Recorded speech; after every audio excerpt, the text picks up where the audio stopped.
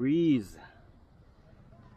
So I think this is a bit challenging for my Zod drift. Let's try. May konting breeze eh, kasi parang may uulan eh, parang may konting ulap na parang uulan. Anyway, let's try. Dito ako sa medyo tago. Yan. So this is my favorite RC plane because kasi kung di nyo natatanong guys, this is my favorite RC plane. Ulitin ko kasi this is a glider of course, and dito mostly sa amin walang maayos na runway or na paliparan. So mostly mga ganito, mga walang maayos na, walang sementadong runway nga or landing area, kaya usually ganito yung pinapaliparan namin. Kaya mas prefer ko yung glider because of the yun, mga ganitong klase ng ng runway, ng lalandingan, ng paliparan. So walang gulong, pwede mo lang siyang i-land through its belly, kaya easy. I mean, hindi mo kailangang maghanap ng magandang runway na yung sementado, because you can land this any like this in this kind of tawag dito, spot. Unlike ng yung yung mga may digulong, may mga landing gear, so kailangan mo pang maghanap ng magandang runway para lang makapagpalipad and makapag take off ng makapag landing ng maayos. Unlike ng glider, kahit ganito kahit ganitong medyo hindi maayos yung runway or landing spot, ay okay lang kasi you can land the glider on its belly, so walang problema. Alright, ito yung advantage na itong glider. Yun nga lang, naghahanap na ng wait lang, hindi maayos yun. Medyo nag-bloat na kasi yung battery niya eh.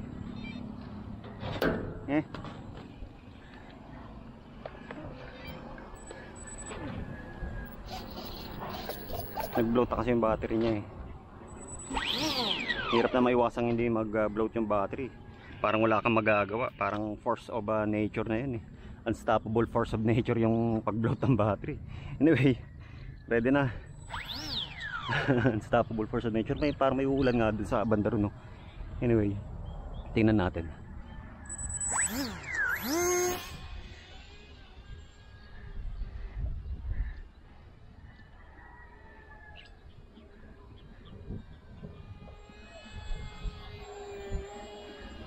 Bilis.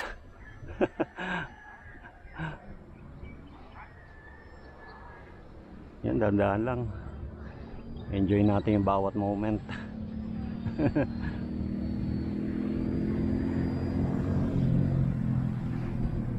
Yeah, may konting hangin. May mahampas sa konting hangin sa aking liputan.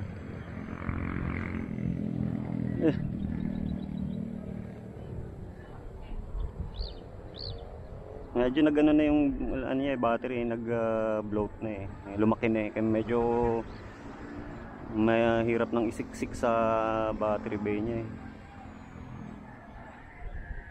Bilis.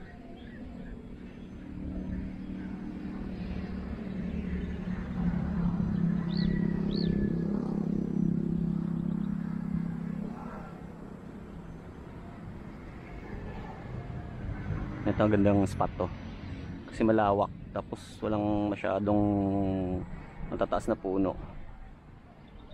puro puro damuhan and mga nakapastol na baka. Kaya mas napili ko tong spot na to. maganda magano dito. Kasi I mean pagka maglalanding na maganda kasi against the wind yung way ng ano eh, ng aircraft.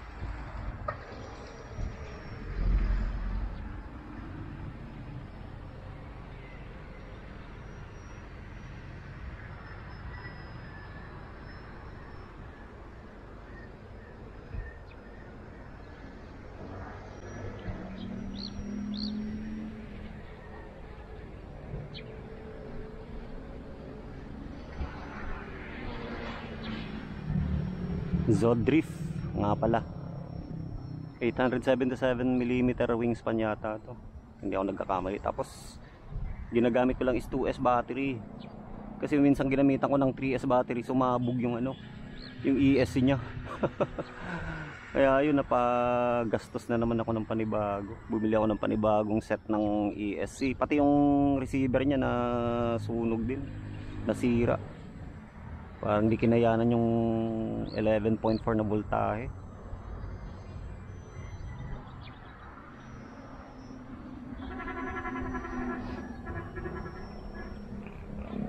Ganda oh. Dito lang oh, lapit lang, line of sight flying lang. Ganda, lawak na lugar na to. Kung sino man ang may-ari nito, salamat.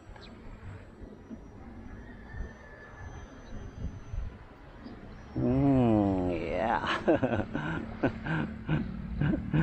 Loop.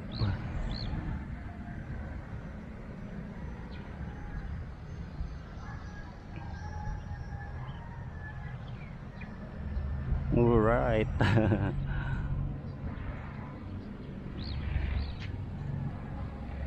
Ganda.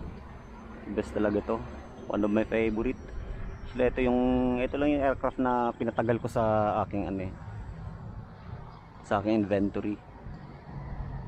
Binilang ko ng panibagong ESC tulad nga nung sinabi ko, kasi sumabog yung ESC nya, yung electronics nya, nung ginamitan ko ng 3S battery. Binilang ko ng bagong ESC. Kaya ito yung medyo favorite ko na aircraft.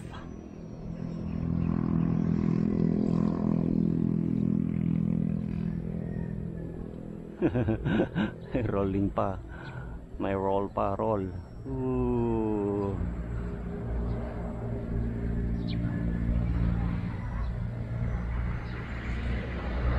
Yun.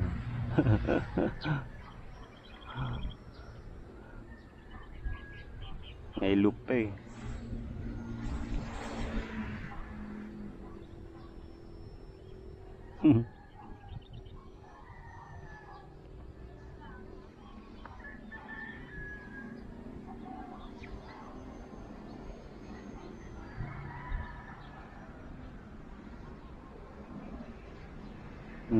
Akala maglulup ha.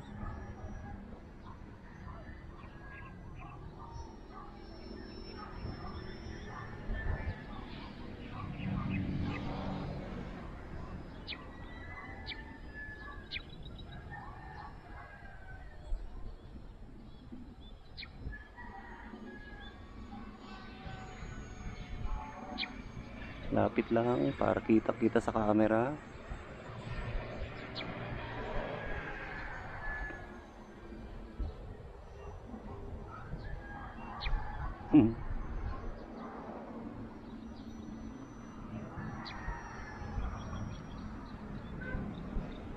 Uy, inatangay ng hangin ah. May hangin unti eh.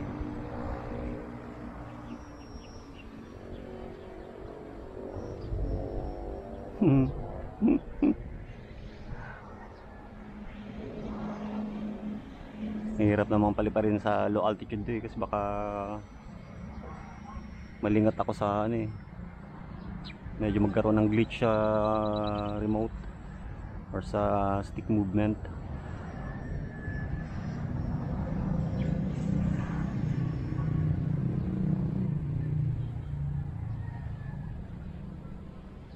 Kailangan pag ganitong pinapalipad mo yung walang altitude hold, walang stabilization, kailangan yung mata mo lagi lang sa aircraft eh, tulad no, pag nawala ng saglit yung paningin mo dito, sigurado may kalalagyan yung aircraft mo.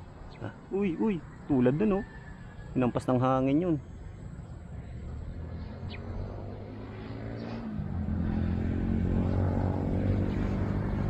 Malapad kasi yung wingspan niya eh, ay yung pakpak niya, yung wing niya eh. Stable, pero pag medyo pa-vertical yung ano niya, yung may alba lumiko ka tas medyo vertical yung position ng aircraft mo sa hangin, pwedeng ano eh, pwedeng hampasin ng hangin yan eh, at pwedeng may possibility na matangay ng hangin yung aircraft mo eh. And pwede maging out of control, which may lead to crash or undesirable landing.